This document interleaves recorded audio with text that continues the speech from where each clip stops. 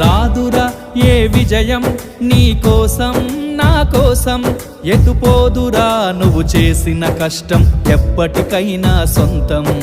కాలంతో పయనించే వాడికి కానిది ఏముంది, సాధనతోనే సాధ్యమవ్వునని సదాశయంతో సాగర ముందుకు. రాదురా ఏ విజయం నీ కోసం నా కోసం, ఎటుపోదురా నువ్వు చేసిన కష్టం ఎప్పటికైనా సొంతం.